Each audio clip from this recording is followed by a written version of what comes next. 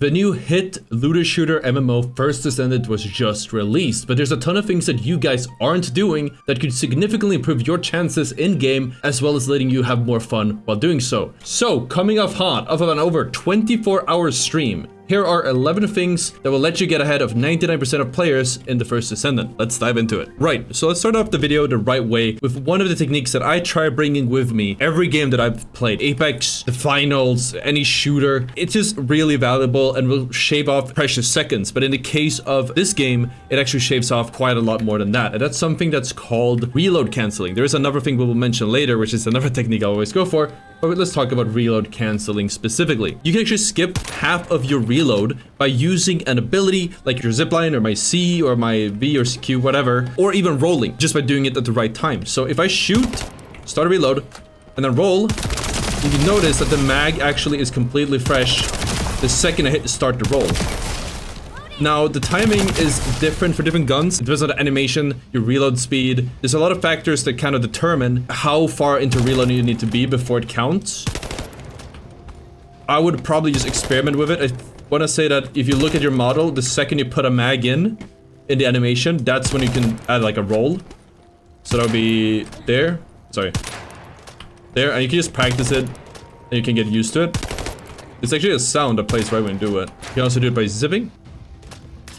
Though obviously that one is not as useful because it's don't really save that much time overall. What this means is that you can actually use other abilities or whatever and know that you have a full mag coming out of it. So let's say I'm trying to fight this guy, and then I got a reload, and then I Q because I have it off my cooldown, and then I can continue shooting with a full mag. So if I shoot a full mag, I get it down to 1.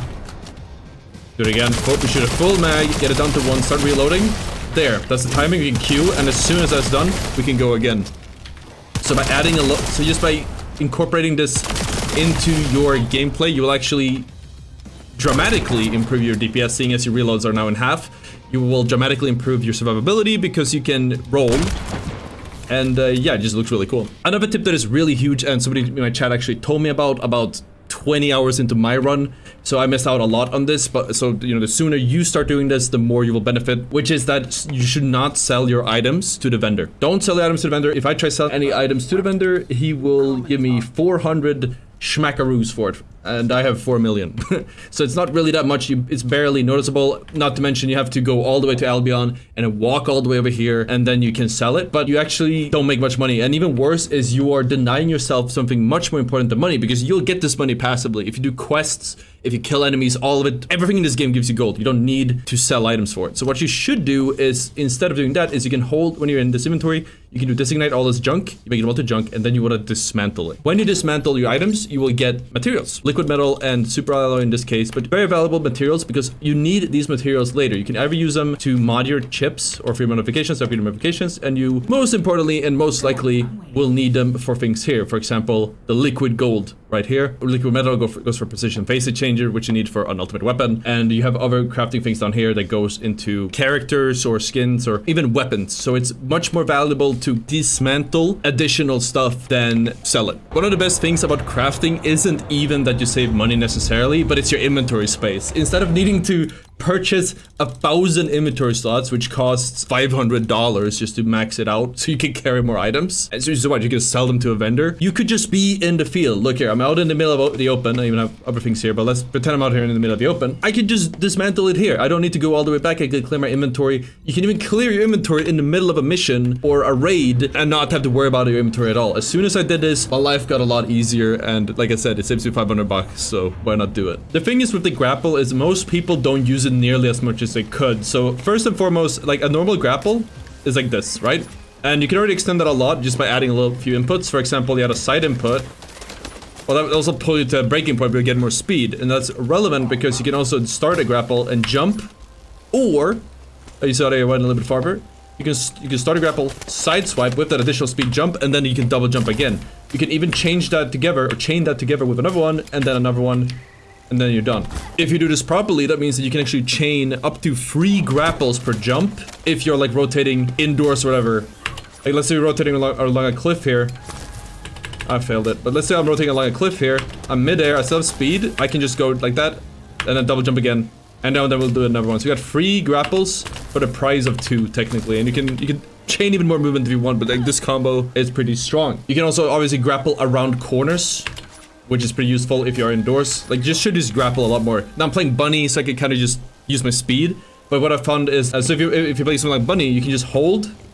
You turn off your speed, jump, start it, and then while you're on midair, you can just turn it off, and then go for the double jump combo again, and you'll get to both grapple, but also have your cake and eat it too, because you also run around really fast. Pretty valuable. What a lot of people also don't know, and this is why I decided to record this at this part, is that you can actually grapple with this. So you cannot use any abilities when you're doing these type of pickup quests, but any pickup quest you do, you can actually grapple. So every time you just do it, just pick up a grapple, double grapple, super fast, speedrun strats, I guess, attach the bomb, all good, quests done. Simple as that. So basically the way I would consider it is when you have the carryable, you can only do one-handed activities. And that's examples, ziplining, it does not count, shooting or using abilities or whatnot. But again, grappling works just fine. And another good example of a one-handed thing that you guys can do is, of course, hit the like button on this video. Alright, so let's talk about code analyzers. You can find these things across the entire world. They look like this. You have a code analyzer, you have a precision code analyzer, you have an ultra precision code analyzer. Don't know if there's more, but these are the ones I've found so far. These can be opened, and they will contain crafting materials that you need for, I believe, Descendants. To open the code analyzers, you have to bring it to one of these guys over here.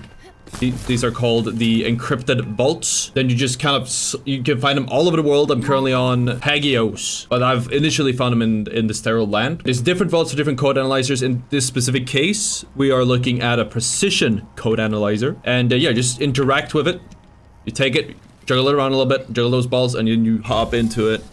And then all you do is just you gotta time this. You gotta right click or left click, right click,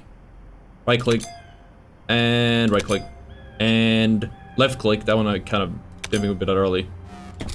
And then I failed it. And so because you failed it, it actually uses your charge as well. So you cannot open it. It's gone now. It's completely gone. And these are always in the same place. So if I would go back here in like a few minutes, or not even a few minutes, like a few days from now, this guy is still gonna be here just kind of judging me for failing my skill check. A really good tip that I saw recently on Reddit is actually that these things right here, this probably answers the question also why these things exist to begin with. This is a hint that there is one of these vaults nearby. And you can use one mechanic that's in the game is when you hit tab and look around a little bit. And then if you look towards an encrypted vault, it plays this sound. So, and when you see one of these in the wild, it is a hint that, oh, there's an encrypted vault somewhere around. So if you would start, you see this and you start like, okay, let's just kind of look around here a little bit. Nope, nothing here. Okay, no. And then turn all the way, or no, he's there, but then it will beep. He'll play that beep because he's right there. So the thing is with mods is you can actually combine your mods, which will re-roll them, and you'll get a whole different mod. We know this. You click through the menus, you know this. What you might not know is that it's not worth it whatsoever. It is just not worth it. I don't see what the benefit of re-rolling is whatsoever. It's the exact same. Minus 11 recoil. Why would I even do that? What you want to do instead is you want to dismantle the modules. You just put them all here. Like if you want to keep one, maybe keep one per ammo type. So you still have one of them if you want to put it on a weapon. I use one weapon per ammo type, so it makes sense for me. Usually if you have a lot of duplicates, you can just click through here and get rid of them. Then you dismantle it, you'll get this currency here, Kuiper shard, which you then can use to enhance a module.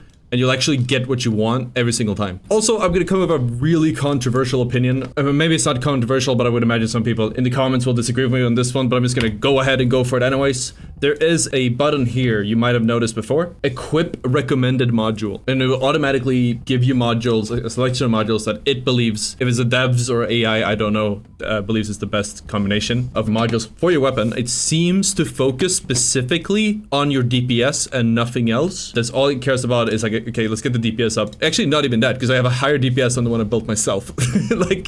But basically, don't use equip recommended module. Apparently, the DPS is not even good. I don't know what it focuses on. Maybe I think it might be trying to just fill the slots out as much as possible. It just uses blue ones, apparently. It doesn't factor in special effects if you have something that gives you additional weak point damage or headshot damage and you keep hitting headshots with it. For example, my revolver, I built specifically around hitting headshots and doing as much damage as possible on those headshots. Your DPS will be higher, but it won't even be tangible in the actual DPS numbers. And again, it's actually lower here. I would imagine maybe the recoil is a little bit better or something. But overall, it is a convenience because you just click it and don't think about it. I've found myself doing this myself. But as you can see, the difference between my own build and the random one is 10,000 DPS. So there's literally no reason to use the automatic one. Just sit down and read through all of these. It is pretty overwhelming, but once you learn what all of these do, you can build something and custom tailor it the way you want it the most. And it's a pretty cool feeling. Eventually, there's probably going to be like a meta setup for every single weapon. As far as I know, that's still not really a thing. In the moment, yeah, just enjoy yourself and put in what you feel would be viable for your playstyle. If you want to level up your Descendant and even your Mastery really fast, I cannot recommend running Special Operations enough. You can basically power level up really fast by doing these missions because you're just killing hordes and hordes of enemies when you do so. You also get some decent loot and whatnot, but you just get to stand in one place and shoot people as they run in. So I figured we're gonna level up our Leopard a little bit here just to give you guys an idea of how it looks. So Defend Albion resource is good if you kind of just want to stand still and shoot at incoming enemies, or you have a character without much movement or whatever. But what I was running for Bunny was actually Black Kuiper mining because you just run between points a lot and kill enemies in droves. And you get so much experience. The more you kill, the more experience you get. This is just a perfect mission to do just that. So right now we're level 13. We're gonna make this whole run and then we're gonna see where we end up afterwards.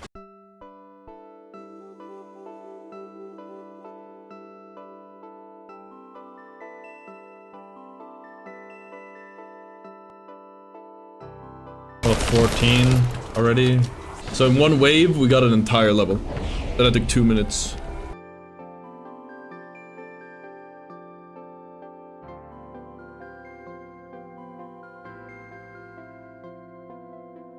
So in this one, we leveled from 13 to level 18. Probably could have done more if we got farther, but that's pretty good for a grand total of 12 minutes. Like, this is definitely the way that you can most easily power level. I went from from level 35 to almost 40 when I was doing Black Kuiper mining as Bunny. I think it's probably easier with Bunny because you get to kill more enemies. Not entirely sure whether there's a difference in the XP gained, whether you are killing them yourself or somebody else is killing them in the lobby. I would assume you get more for killing them yourself, seeing as the Bunny on the team went from level 1 to I believe 12. Okay, so we just finished one of these missions. We just wiped all of these real quick, but now we have a 5-minute timer. So there's 2 ways you can make this timer shorter. One way is disabling these towers you can find all over the map. I don't really see one here that I could show you, but basically you've seen the towers as a little console. You type away on the keys, and then the cooldown is lower. But what you can also do, which is way faster and way more convenient, other than going AFK and waiting, all you have to do in order to skip this 5-minute wait time is teleport to another region. You can go back to Albion or just to another region on the very map. In this case, I went to Kingston, as this will put you in a whole different server or lobby, and then just teleport back. And now it is not cleared, which will occasionally happen because we are getting put into a different lobby, but in this different lobby, somebody had cleared it as well. So you have to reload it and then go back. And there you go. Completely regenerated with one small hiccup. When you're playing a very popular mission, it's going to restart a lot, or rather it's going to be taken a lot, but it's still faster than waiting the complete 5 minutes. I guess unless you're in a super populated server on a super populated place, which is unlikely.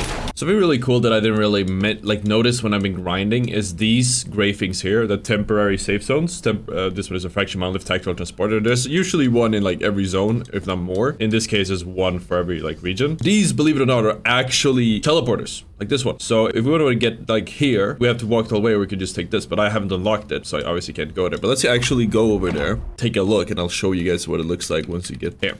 Look, it looks like a little doggy. It's really cute, little doggy. And then you walk up to it, and now it's a seat. And now you can just teleport to it. I actually want to add also, thanks to Ottr in chat here, because I didn't realize this at the time, but Albion also has a temporary point down here. You just have to walk there and unlock it, and then you can just teleport here. So when you want to get to the crafter, you just gotta teleport there. It saves so much time that you otherwise would have to spend running through the middle of Albion. It's pretty damn great. Okay, so I just learned this when I was clicking around. So if you guys ever wondered what these amorphous material patterns are and how they work, you might have already ran a few intercepts and don't know how exactly it works. Basically, if you want to open these, you need to go into an event, so avoid intercept battle. And at the end of that battle, which we're gonna do now, you actually get to open it. You can only get the shape stabilizer, as it is called, at the end of the battle, and it will only work for the ones where you are currently, of the battles you're currently doing. Let's run Stunning Beauty just for the video, so we can like complete it really fast. We have the O11 right here. And as you can see here, if you open it, we could get the Perforated Polymer, or the Divine Punishment Polymer, Crystallization Catalyst, Enzo Spiral Catalyst, Defile Masterpiece, Nanotube, Blueprint. So you can get all of these items. I had no idea. I've had these sitting in my inventory the whole time. So let's just do that one. Yeah, these are barely worth picking up, but we'll pick them up. Why not? Okay, so now we've done an interception. Again, we had a linked one, as you can see, a little check mark. And there we go. We got 2 O11s. We could use a shape stabilizer, but I actually want one of these two, I believe. So we just shape it. And now we have the item. We got an Enzo Spiral Catalyst, just like that.